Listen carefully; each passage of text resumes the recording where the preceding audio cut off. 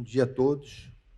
Quero agradecer a presença de todos vocês, o convite que me foi feito aqui pela Mitra, pela Comissão de Patrimônio, né? Agradecer ao Padre Silmar, que está aqui presente, a mesa, e outros colegas que vão estar comigo, a Deise, né? E me foi pedido para preparar como a Deise comentou, né, da prática, né, um pouco da prática do projeto. Então, eu vou começar falando um pouco do projeto em si, né, como é um projeto de restauro, o que a gente acaba fazendo, algumas etapas, né, importantes para destacar, e depois vou falar de alguns casos de algumas igrejas que nós fizemos projeto, acho que muitas delas já estão aprovadas no patrimônio, outras em processo de aprovação, e também temos algumas já com execução de obra em andamento, né? Então, é isso. Tá? No projeto, né, a gente trata muito desse tempo da obra. A gente vai associar aqui o projeto, vamos falar de arquitetura, né? Então, a arquitetura associada a uma obra de arte, né? E a gente usa muito a teoria do brand, e também hoje a gente contempla essa criação, que foi o momento em que a obra foi criada, a passagem do tempo, né, onde ela ganhou acréscimos e remoções, e o nosso encontro, né, naquele momento em que a gente reconhece a obra e trata dela, né, no caso aqui, no projeto de restauro. Tá? No projeto, a gente tem basicamente uma pesquisa inicial, importante, né, o cadastro, onde a gente visita o local, está presente junto a ele, né, ao bem arquitetônico, faz o levantamento, né, um levantamento técnico, né, para ter os desenhos, né, e, por vezes, esse levantamento é novo, você tem que fazer um levantamento inicial, e, por vezes, você faz uma atualização de um material já existente. Né? Isso para produzir um diagnóstico, né? Para você ter um diagnóstico do estado de conservação do bem naquele momento que você está fazendo o projeto, para você, então, poder produzir as propostas técnicas de intervenção, né? Para restauração e conservação. Coloquei como macro aqui, porque a restauração é realmente uma intervenção maior, e a conservação acontece também, em muitos casos, a gente faz conservação, mas todos passam pelo mesmo processo. Né? A gente se baseia muito, hoje em dia, na portaria 420 do IFAM, né, que dá algumas referências do que é uma intervenção, o que é uma conservação, uma manutenção, uma reforma simplificada. Né? Aqui, no caso, a gente vai tratar de alguns bens do IFAM, então a gente usa, né, essa terminologia, né, para poder se basear na intervenção que você vai fazer. Né? Então, aí você tem da mínima intervenção a uma restauração, né, que estão citados na portaria 420. A portaria também, agora, ela marca essa diferença, né, nas etapas do projeto, como o estudo preliminar, o anteprojeto e o projeto executivo. Então, a gente tem uma primeira etapa, onde você faz as primeiras ideias, né, lançam as questões, né, leva ao patrimônio e ao contratante, no caso aqui a Mitra, né, e as paróquias ou as pessoas, né, e as pessoas dão o seu primeiro aval naquele estudo preliminar, e você segue, então, para um anteprojeto, ou projeto básico, como é conhecido. E, a partir dessa também aprovação num anteprojeto, você passa para o projeto executivo, que é o detalhamento final do projeto. Tá? No meio, eu separei aqui, na portaria aparece também, que faz parte da nossa documentação, o mapeamento de danos, né, e o memorial descritivo de todos os processos. Tá?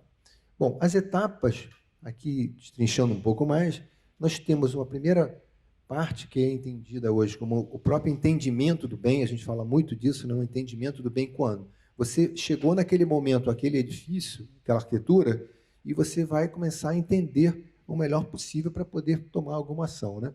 Então, no entendimento, você tem aí a pesquisa, onde você vai procurar vasta documentação possível, né? Cadastro, onde você vai ter os desenhos adequados daquele edifício, porque, por vezes, você não tem um desenho adequado, então não tem a altura correta, tem algumas questões que são importantes. Né? Você faz as prospecções, o monitoramento, né? E os mapas de danos e o diagnóstico em si. Você faz testes laboratoriais, né? Para poder produzir um diagnóstico. Então, essas seriam, basicamente, as etapas do entendimento do bem. Então, quando você já está compreendendo com algum domínio daquele edifício, claro, isso sempre associado aos órgãos de patrimônio, que já têm um histórico do entendimento, e os próprios responsáveis pelo bem, claro, todos têm uma bagagem histórica, mas quando você começa, nem sempre você tem todos aqueles dados. Então, é preciso juntá-los, né? E aí você passa, então, para a segunda etapa, que são as propostas de intervenção, que tem uma parte conceitual, né, onde você estuda e questiona se você vai agregar, não vai agregar, se vai remover, se vai suprimir alguma parte, se você vai copiar, reconstruir, né? Você discute um pouco isso conceitualmente, né, a partir de alguns teóricos que nós temos. E, em seguida, por vezes, a gente discute a arquitetura, né? Então, às vezes, um edifício que está lá com a sua arquitetura íntegra e vai manter o uso, a gente faz uma pequena requalificação, mas não acaba discutindo a arquitetura. Mas, às vezes, você faz uma nova arquitetura, faz um acréscimo, é preciso fazer uma edícula, uma construção maior, fazer um acréscimo realmente, né? Então, aí você também tem uma questão daquela nova arquitetura. E o uso, né? Por vezes também você discute o uso, né? Então, o uso, muitas vezes, a gente vai falar sobre isso, o edifício está sem uso, então você vai dar um novo uso, vai continuar com aquele uso, então isso também é importante. Tá? E aí vem a proposta, então, de restauração ou conservação, né? Que também todas essas etapas, né, passam em conversas junto ao patrimônio, né, para seguir orientações, né?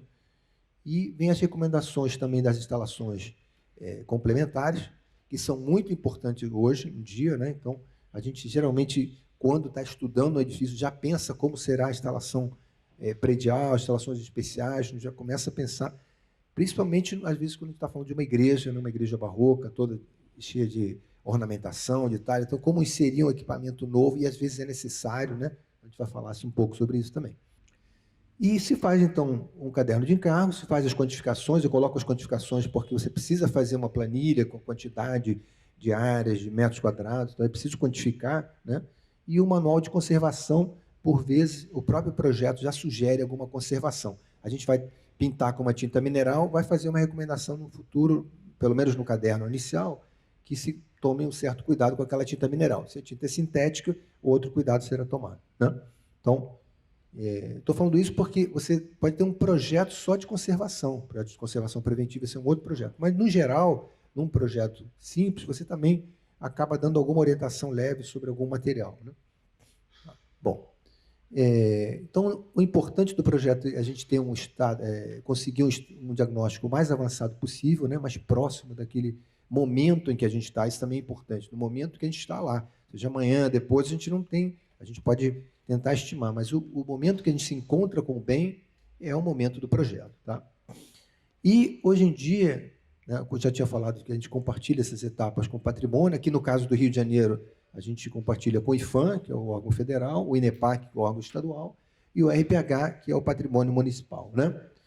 E, no projeto hoje em dia, qualquer projeto de restauração que você venha trabalhar, né, e que entre em algum órgão de patrimônio, ou a própria comunidade ou responsável, né, exigem, né, que você tenha um projeto de instalações elétricas, né, para provar que aquele prédio está em segurança. Você vai fazer, vai ter que trabalhar em cima de um projeto. Então, antigamente, a gente fazia projetos de restauro mais independentes, ou de arquitetura mais independente, e tratava até no patrimônio independentemente. Hoje, a gente chega no patrimônio e já precisa... Cadê o projeto de elétrica, né, que é super importante, e o projeto de detecção e combate a incêndio também. Então, é outro projeto que também se agrega, né?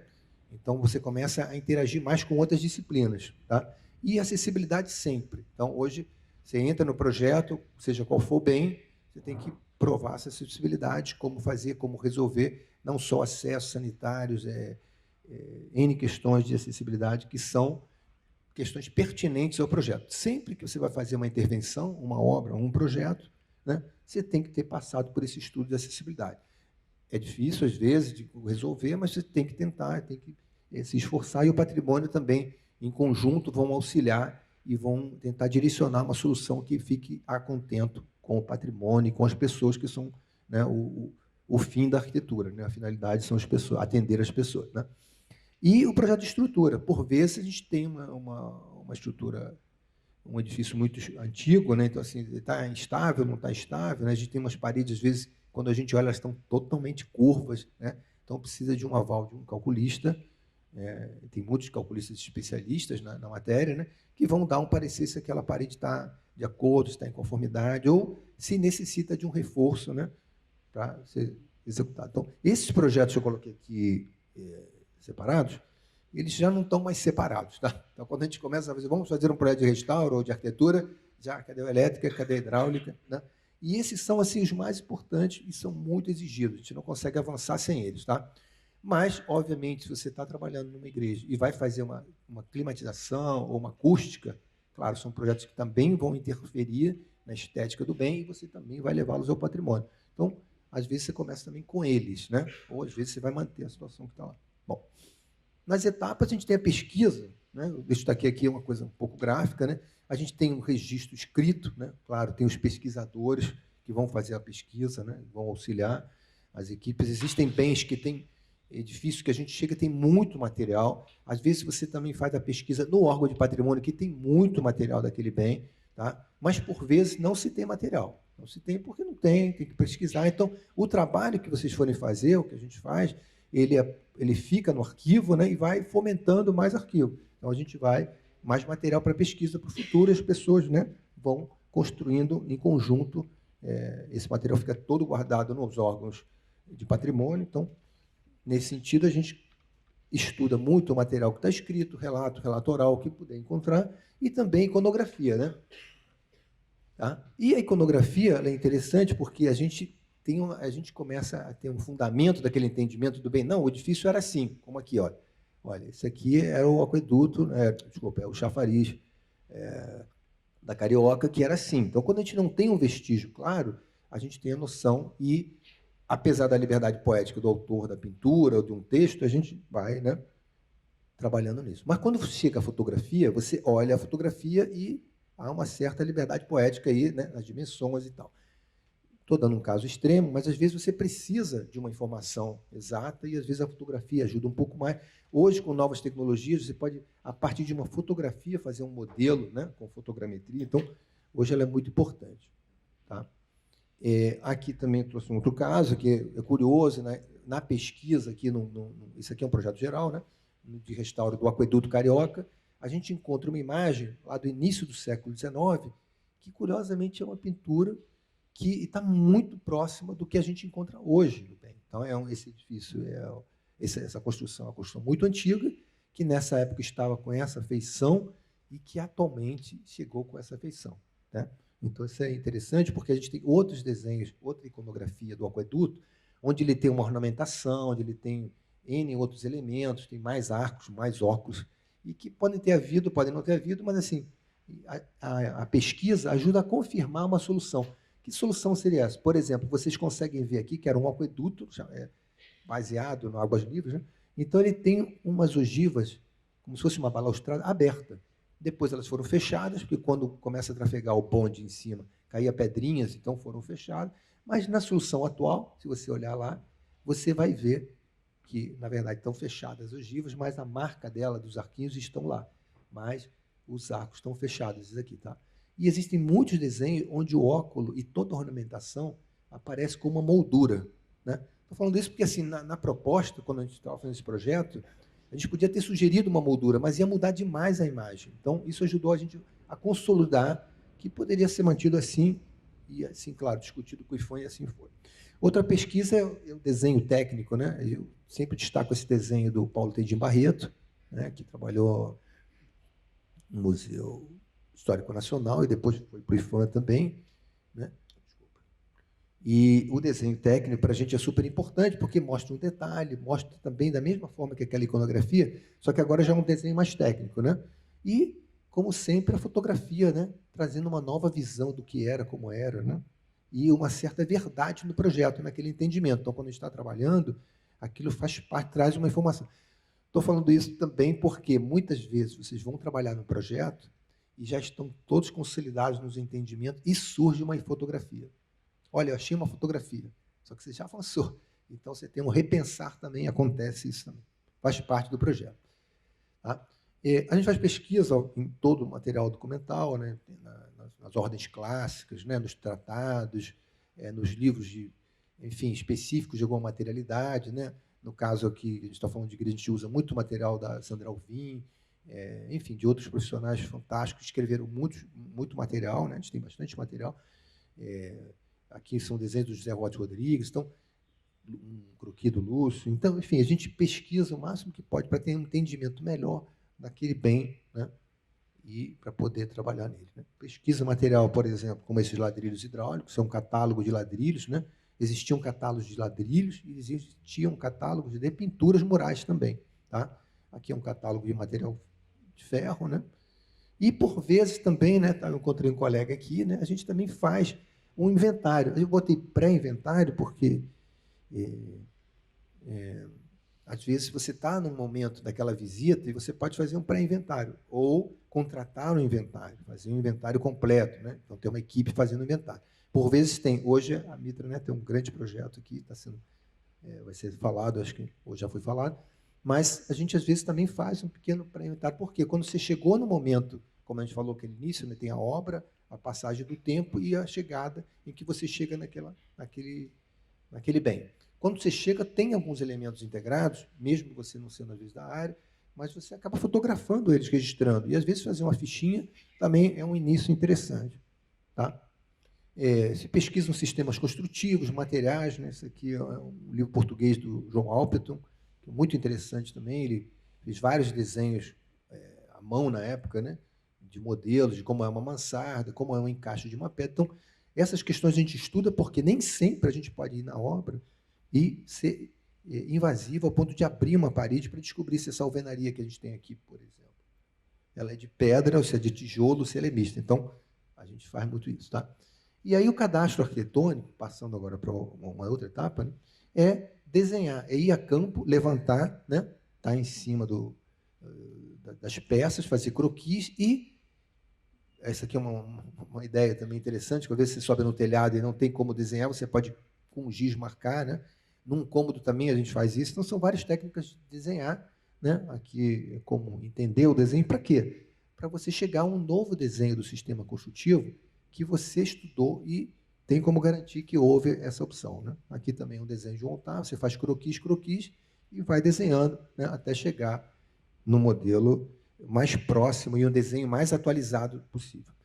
Você tem também o scanner laser. Então, hoje em dia, com as novas tecnologias de captura da geometria do espaço, a gente usa o scanner laser, está sendo muito utilizado, muita gente está usando hoje em dia. Então, você escaneia aqui é uma igreja Nossa Senhora da Saúde, você tem uma abóbada onde tinha uma tela dos irmãos Vianos. Então, você pode escanear, isso é uma nuvem de ponto, um laser que aparece aqui, né?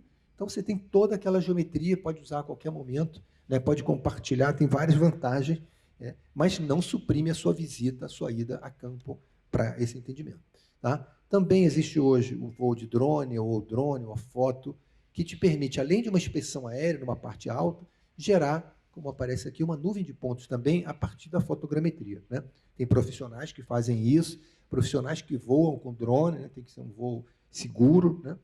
E pessoas que fazem escaneamento. E também tem outras técnicas, como esses vídeos 360, né, que são usados muito para tour virtual. Eu estou colocando aqui em destaque isso, porque é uma técnica também muito interessante para quem trabalha em projeto, porque você pode estar no seu escritório, na sua casa, em qualquer lugar hoje, até no celular, e você observar aquele bem. Né? Para tirar uma dúvida, por exemplo, aqui é o teatro, você quer ver um vitral, você pode dar um zoom, você pode virar, ele é bem organizado, esse sistema, tanto quanto o da nuvem ou da fotogrametria. Tá?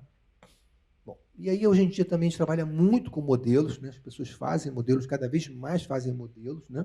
E temos também os modelos em BIM e HBIM. Né? A gente não vai falar muito sobre isso, mas só para dar uma introdução rápida, né? Então, o modelo simples é um modelo que não tem vamos dizer assim, a parte interna. Né? Então, e o modelo mais complexo, que são esses Building Information Modeling, que é uma nova maneira de desenhar, né, onde você modela literalmente como se estivesse fazendo uma maquete eletrônica, você faz, né, é um sistema muito difundido, é uma norma brasileira já, só que no HBIM, que eu coloquei aqui, que é de Heritage, de patrimônio, né, ou de Historic Building Information Modeling, o que acontece é que você tem uma preexistência. Então, uma coisa é você desenhar um projeto que você está desenhando, por exemplo, um anexo a esse edifício. O anexo é 0 quilômetro. Você vai desenhar como você quiser, como o seu projeto, como as pessoas que você está trabalhando.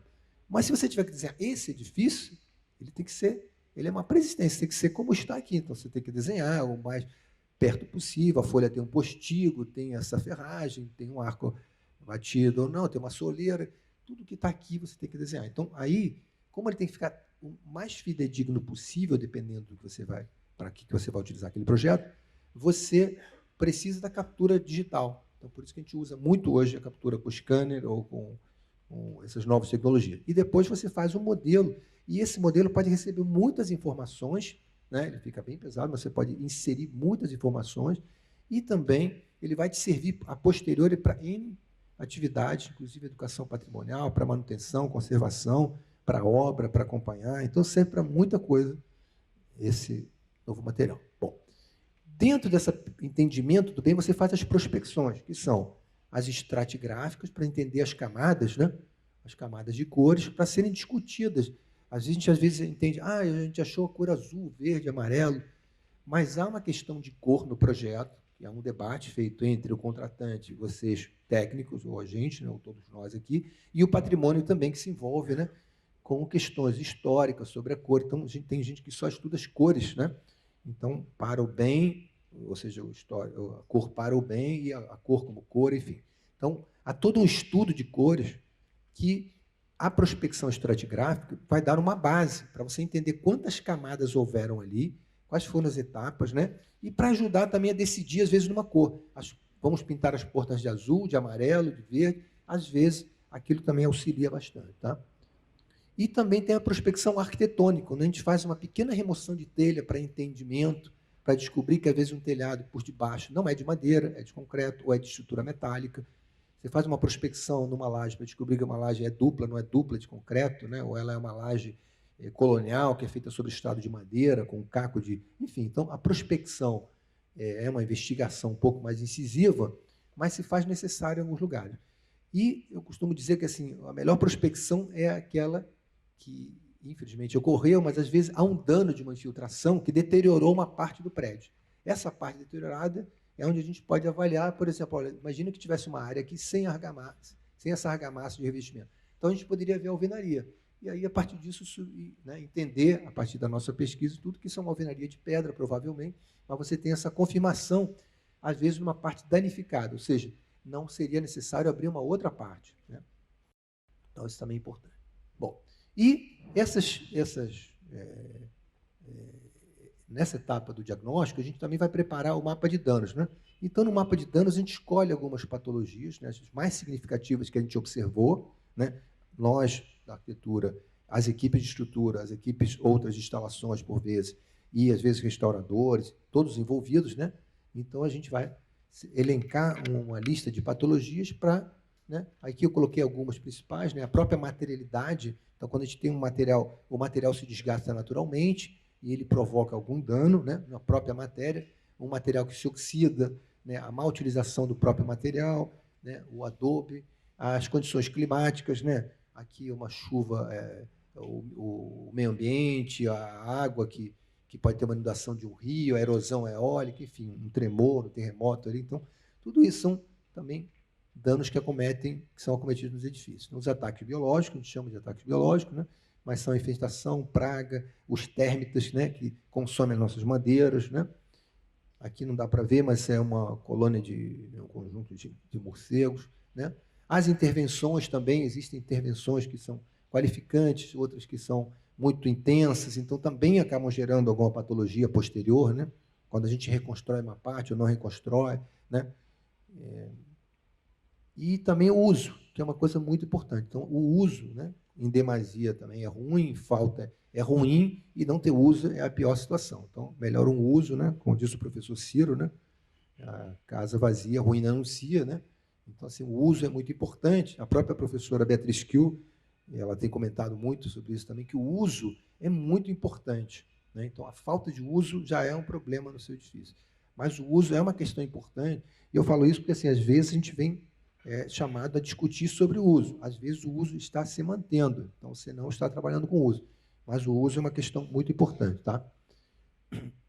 E também acontece, né, no patrimônio, o vandalismo, né? Aqui guerras, inundações, enfim. Tá? E aí se produzem, então, os mapas de danos. Aqui é o mapa de danos que mostra as patologias diversas, né, que acometem aqui numa fachada, é um fragmento da fachada da Candelária, aqui é um outro registro da casa de Rui Barbosa, da fachada. Então, esse é um documento que estava lá na portaria 420, que vocês vão usar, que em algum momento a gente registra os principais danos. Claro, esse é um edifício pintado com tinta mineral hoje em dia. Imagina que está todo sujo. A gente não vai fazer um RET para marcar toda a sujidade, mas a gente vai botar uma nota. Edifício com danos na pintura. Mas as mais importantes a gente tenta marcar, às vezes umidade. Por quê? Quando você lê esse material, você observa que às vezes tem os danos mais em cima, mais embaixo, mais umidade. Aí você também, eles servem para esse registro e para todos que vão participar e analisar, vão entender isso. E aí vem as propostas. Eu coloquei umas propostas de outros projetos, obviamente, mais antigos, né? Só para destacar algumas coisas. Esse é um projeto do Eduardo Rocha, né? É uma coisa muito comum fazer propostas com croquis, né? Com desenhos, né? Hoje tem que ser tudo eletrônico, praticamente. Quando eu falei da captura e do modelo, praticamente o modelo já produz uma maquete, já é um modelo, então acaba usando, mas o desenho à mão ainda existe. Tá? E esse desenho mostra um remanescente do nosso mercado municipal e uma possibilidade de uma intervenção. Aqui eu falei da arquitetura, então você tem que fazer acessibilidade, às vezes o edifício não comporta, você tem que colocar novos serviços, não cabem no edifício, então você pode colocar do lado de fora. Claro, essa é uma discussão, não estou dizendo que isso é uma proposta boa ou ruim, seria discutida com alguém, né, e aprovada ou não. Tá? Da mesma forma que a Igreja da Saúde, quando a gente fez o projeto com o Cândido Campos, que é outro arquiteto importante também no Rio, ele teve a ideia de fazer uma rampa, que era a rampa em nome até de um padre que ajudou muito, que era o padre Arnaldo Susba, já faleceu o padre. E, então, assim, a gente apresenta o projeto, né? Ó, vamos colocar uma solução técnica. Né? Acabou? Não, e aí era uma coisa também muito impensável, do lado funcionava o incinerador do Banco Central, e anos depois veio o Porto Maravilha, e anos depois também, agora, o terreno está livre. Então, é uma possibilidade. Claro, esse desenho talvez não caiba. Hoje temos novas normas de acessibilidade, inclinação, a rampa é muito maior, mas é uma possibilidade, já foi aventado de tentar fazer também. Então, essa é uma proposta que está agregando além do restauro da igreja. Então, você está restaurando a igreja, tem as argamas, o acrotério, o coruchel, tem que consertar o edifício, mas houve uma arquitetura a mais, que é uma tentativa de melhorar o acesso. É muito íngreme a rampa, né? Bom, e aqui também outro projeto que a gente fez há muito tempo atrás, esse também com o Cândido Campos, que é a Ilha da Boa Viagem, Niterói, e era uma ideia de fazer uma intervenção, um plano para subir, claro. Era muito tempo atrás, pensando vencer também uma questão de acessibilidade, mas era uma intervenção bem intensa. Né? Bom, e aí vamos às nossas igrejas. Bom, então, essa foi a etapa mais de projeto, para vocês entenderem, tudo que a gente comentou rapidamente vai acontecer em qualquer projeto que vocês fizerem. Vocês vão se encontrar com o edifício, ele vai ter chegado a vocês com acréscimos, coisas que foram feitas, né? E com remoções, partes que foram removidas. Então, você tem acréscimos e remoções. E seu trabalho vai ser, em parte, às vezes, estudar se vai remover aquilo que foi acrescido, se vai acrescentar, se vai manter. Então, isso é uma discussão que é feita, né, como a gente diz, com todos, né, todos os envolvidos. Né? Claro, a gente tem um tempo para maturar sobre isso e, em seguida, tem que tomar uma decisão. Né? Muitas vezes, a gente acaba removendo áreas acrescidas, mas que hoje a gente, às vezes, pensa que essas áreas podem ser requalificadas para novos serviços. Então, às vezes, você tem um acréscimo que não é tão interessante, mas você tem que inserir novos serviços. Então, talvez, requalificar aquela área e inserir. Né? Então, essa é a primeira igreja, né? Vou passar rápido os projetos, só para vocês verem, né? Depois tem os colegas. Eu não sei meu tempo ainda. Bom, então, nesse caso, mostrando rapidamente, a gente tinha um material de pesquisa que a gente conseguiu, né? Com os colegas todos. Né? Então, tinha uma base de desenho, foi uma igreja muito importante, ela é importante, ela sofreu um sinistro, que foi um incêndio. Né? Então, isso também é muito comum, você não ter mais o edifício daquela forma, né? E ele era um edifício com estilo mais barroco, umas talhas muito importantes, né? Mas o edifício, quando chegou a nós, por isso que eu falei no início, a obra teve a criação, o momento que passaram no tempo e o momento que a gente se encontra. Por que eu estou dizendo isso? Porque há uma intenção sempre da gente voltar um pouco ao passado, a gente tem uma ideia de repristinar tudo, né? Mas nem sempre cabe. Né? Hoje talvez caiba virtualmente, numa realidade aumentada, de outra maneira, né? Bom, então, aqui a gente conseguiu plantas, inclusive, né, foram encontradas plantas até de instalações prediais, né? Bom, também aqui foi feito um vídeo 360 da Matterport, que permite que você, em outro lugar distante, possa fazer uma inspeção rápida. Por exemplo, você tem uma dúvida se o piso da sacristia era de ladrilho hidráulico, era de tabuada de madeira, você não lembra mais ou não anotou, você pode ir a qualquer momento nesse espaço e capturar essa informação. Ele permite também uma medição, então ele é muito importante. Tá? Aqui vocês têm... Só tem uma coisa que está errada aqui, peço desculpas a todos aqui. Essa igreja pareceu a capela que é da São Francisco de Paulo. Perdão. Essa é a nuvem de pontos. Além do Matterport, a gente tem a nuvem de pontos, né, que é o escaneamento laser. Então, o escaneamento laser, para vocês verem, é uma nuvem de pontos que coleta todas as superfícies, e aí você faz uma seção e consegue entender como são os nichos, como são aquelas partes.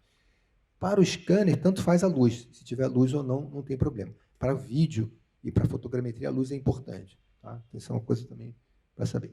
E aí, com isso, você consegue fazer os desenhos, né, de cadastro. Né? Aqui um corte e a nuvem do lado. Você tem uma ideia de como é. Os mapas de danos. Né? Você vê que há uma intensidade nos mapas na parte baixa, por causa da umidade ascendente, o acesso maior. Né? E de cima para baixo também, né? Áreas de difícil acesso, e os planos centrais geralmente estão mais íntegros, né?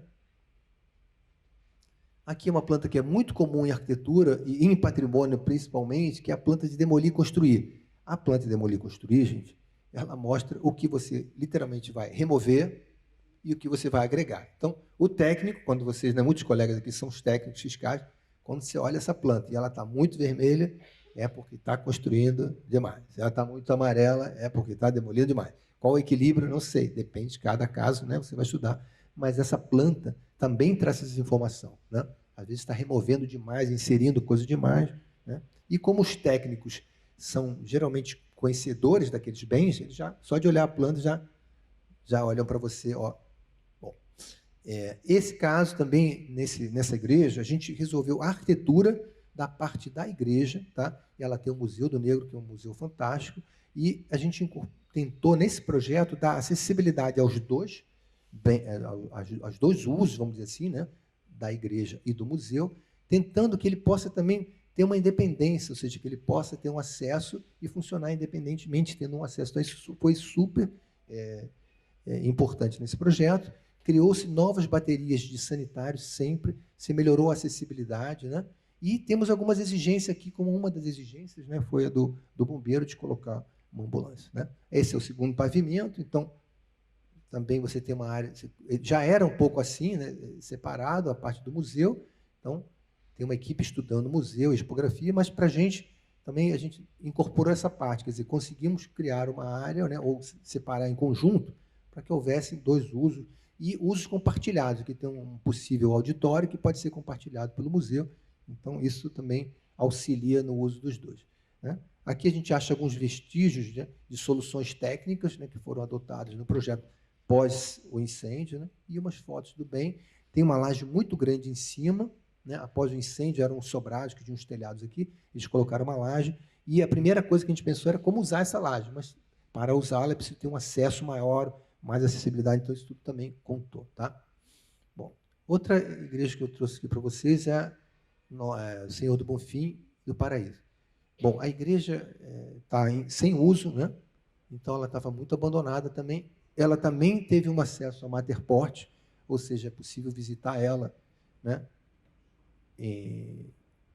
à distância, vamos dizer assim, né, e também se produzir os desenhos, também uma planta de demolir e construir. Né? Aqui se resgatou o uso religioso, né? A ideia é que ela continue sendo uma igreja com acessibilidade, com rampas, e que tem uma área que possa atender a uma outra atividade também ligada à religião, mas que possa ser para um outro grupo maior. Então, a gente colocou alguns serviços aqui. É um terreno pequeno, né? Então a gente conta também nesses projetos com futuros projetos. Aqui passa o BRT, está vindo a Brasil, né? Acho que vai ser a primeira parada dele aqui. E a gente não tem ainda esse projeto completo, então a gente também a equipe lá do projeto está estudando se incorpora ou não uma solução. Aí o mapa de danos é uma fachada muito deteriorada, né? A argamassa desprendendo, solta, né? Muita vegetação, esse era o estado dela, né? Aí são algumas fotos dela, né? Já está em processo também. Tá? Essa é uma outra igreja que está em uso, está em um ótimo estado, né? Também aqui eu trouxe umas imagens históricas, né? Esse do padre Márcio Queiroz, né? Então ele tem um acervo guardado, tem uma iconografia. Então também é muito importante, quando você tem as imagens, né? Você consegue ter uma leitura, né, do edifício. Das intervenções, aqui houveram algumas intervenções laterais, houve uma capela nova que foi construída, né? Aparece, vou mostrar.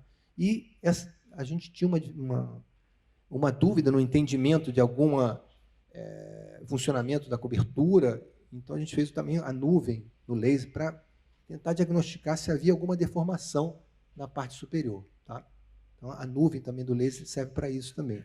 Aqui você vê como é que funciona a parte do forro de estuque, né? Do altar e da nave. Tá? Essa igreja, o nosso projeto praticamente fez uma readequação, né, dela, colocando acessibilidade para o segundo pavimento. Ela tem uma área no segundo pavimento muito grande que não tinha acesso. Então, agora, ela passa a ter um acesso no projeto. Tá?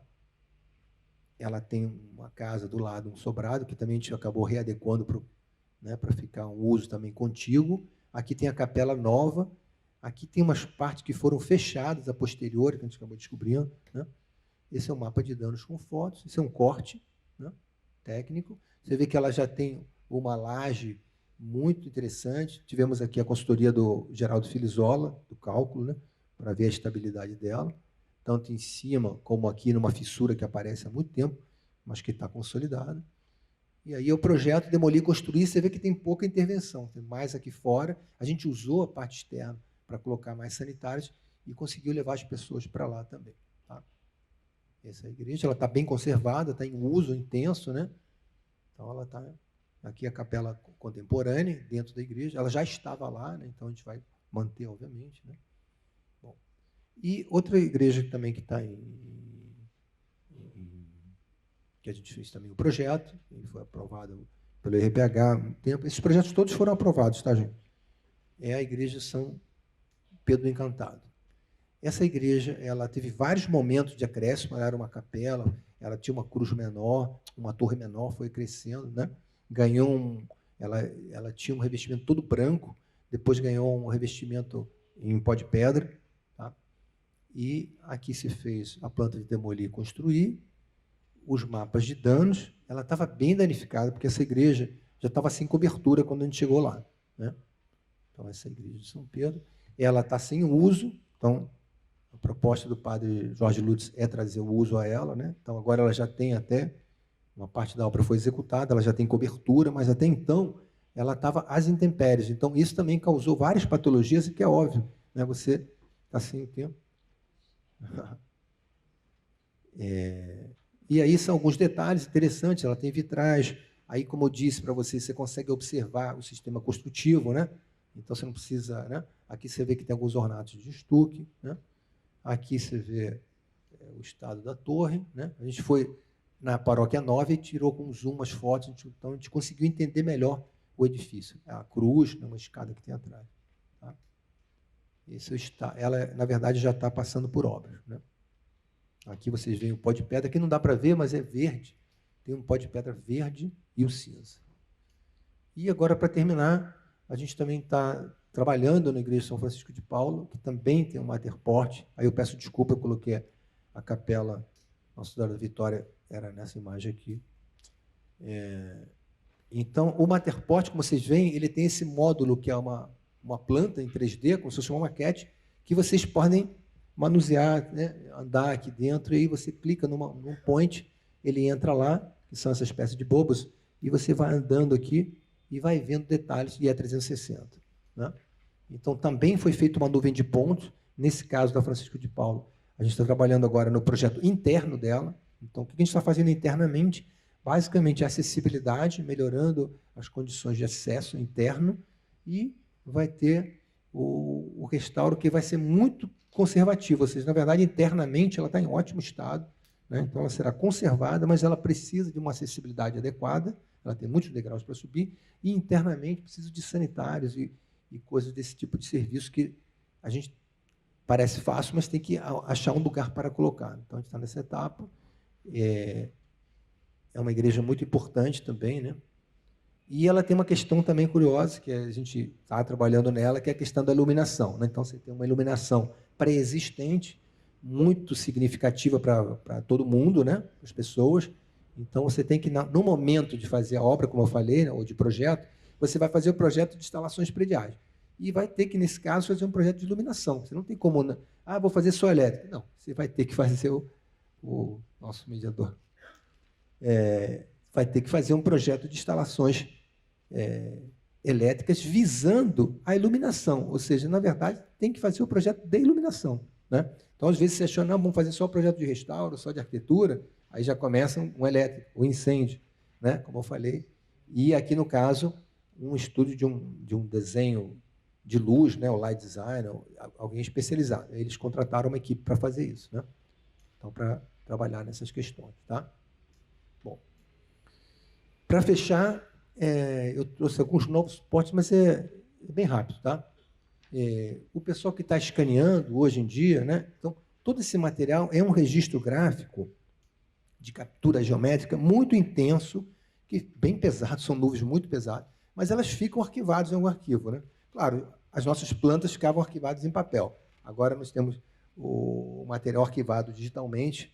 Daqui a pouco a gente não sabe nem onde vai guardar tanto material, mas o que eu quero dizer? Que as nuvens, elas, quando você escaneia um edifício hoje em dia, se você escanear com a metodologia adequada, né, registrando no mesmo lugar, se você escanear daqui a 3 anos, você vai ter a mesma casca, a mesma captura, e você pode sobrepor uma na outra e já anotar se houve alguma alteração estrutural, alguma parte faltante. Então, é interessante também como manutenção. Esse pessoal do CIRAD, ele é um grupo que faz escaneamentos no mundo inteiro, como registro e como salvaguarda de patrimônio. Então, a gente também tem isso. Eu escaneei, eu tenho digital, então eu posso também reproduzir, tá? Que é uma questão que a gente vai falar depois nas consultas, tá? Então, eles têm um repositório virtual de vários bens, vocês podem acessar esse site. Outra coisa que é muito comum, está se fazendo muito, como eu falei aqui, que é a realidade aumentada. Então, você produz um desenho virtual de como era esse ambiente, por exemplo, esse forro, provavelmente não era assim. Talvez fosse um tabuado, saia camisa, enfim. Então, você reproduz esse forro e, com a realidade aumentada, a pessoa vem aqui, né, foi feito um modelo, tem que fazer um modelo, e aí você vai olhar, e nesse modelo ou você vai inserir uma foto histórica antiga, ou você vai modelar um forro, e as pessoas vão poder ver como era esse ambiente originalmente, tá? Ou se tinha divisório. Então, essa realidade aumentada é muito utilizada no patrimônio também. Aqui, no caso, eles estão resgatando uns vitrais, né? Então você pode ver os vitrais como eram antigamente. Existem muitos repositórios que permitem que você passeie nas igrejas. Então, eu separei essa igreja que é da Inglaterra, mas feita pela Colômbia. E o que é interessante dessa igreja é que a gente já está fazendo isso de alguma maneira, né? Então, você tem o tour virtual ali do Mosteiro de São Bento, né? Então você pode entrar e você pode botar uns targets aqui e uns alvos para colocar informações. Então, isso também está auxiliando a educação patrimonial, a divulgação do conhecimento, a ressignificação, as pessoas colocam o que entendem sobre aquele bem, né? Você pode fazer enquetes, enfim, você pode fazer muita coisa com esse tipo de material. E por que eu estou colocando isso no final? Porque para vocês entenderem que a gente está capturando cada vez mais os edifícios com uma tecnologia mais alta e cada vez mais as pessoas estão desenhando em modelos 3D com boa resolução, boa qualidade. Para quê?